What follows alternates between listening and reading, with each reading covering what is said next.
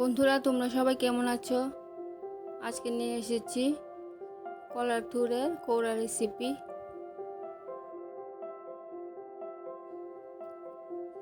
কলার থুরটা খোসা ছাড়িয়ে চিকন চিকন করে কেটে নেব।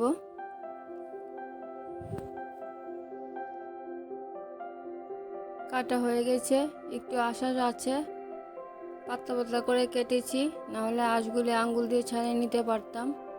এগুলো কোনো সমস্যা হবে না, চিবিয়ে ফেলে দিতে পারবো। একটু হলুদ দিয়ে জলে ভিজিয়ে রাখলাম যাতে কালো না হয়। হলুদ সর্ষে নিয়ে নিলাম, সর্ষেটা ধুয়ে রেখেছি।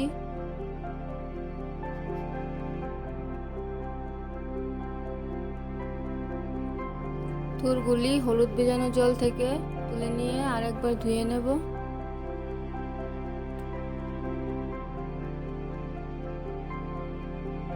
ধোয়া হয়ে গেলে জল ঝরিয়ে রাখবো।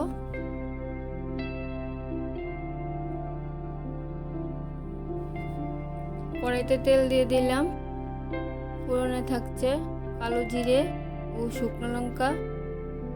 আপনারা ফোড়নে আরও 2-3টে শুকনো লঙ্কা দিতে পারেন, আমি একটি শুকনো লঙ্কা দিলাম। তেলটা গরম হয়ে গেলে ফোড়নটা দিয়ে দিলাম। ফোড়নটা একটু হালকা ভাজা হয়ে গেলে থুরগুলি দিয়ে দিলাম। লবণ হলুদ দিয়ে একটু ঢাকা দিয়ে রাখবো।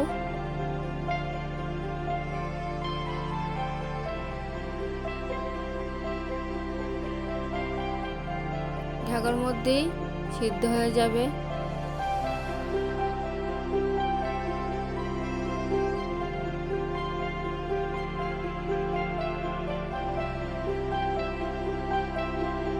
হলুদ, লবণ ও 2-3টা কাঁচা লঙ্কা দিয়ে সরষেটা পেস্ট করে নিলাম। থোড়ে জলটা শুকিয়ে গেছে, সর্ষে পেস্টটা দিয়ে ভালো করে কষিয়ে নেব।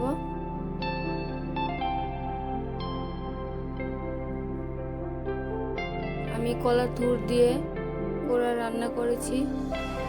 এই থুর দিয়ে পাঁচমিশালি সবজিতেও দেওয়া যায়।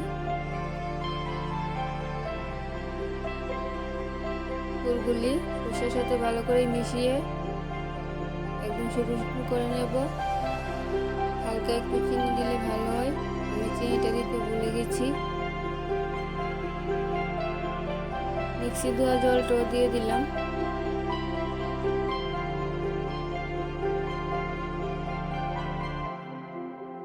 ভালো করে কষিয়ে কোড়া বানিয়ে নিলাম। রেসিপিটা ভালো লাগলে লাইক, কমেন্ট, শেয়ার করবেন আর আমার চ্যানেলটাকে সাবস্ক্রাইব করে পাশে থাকবেন। দেখা হচ্ছে পরের ভিডিওতে। ভালো থাকবেন, সুস্থ থাকবেন।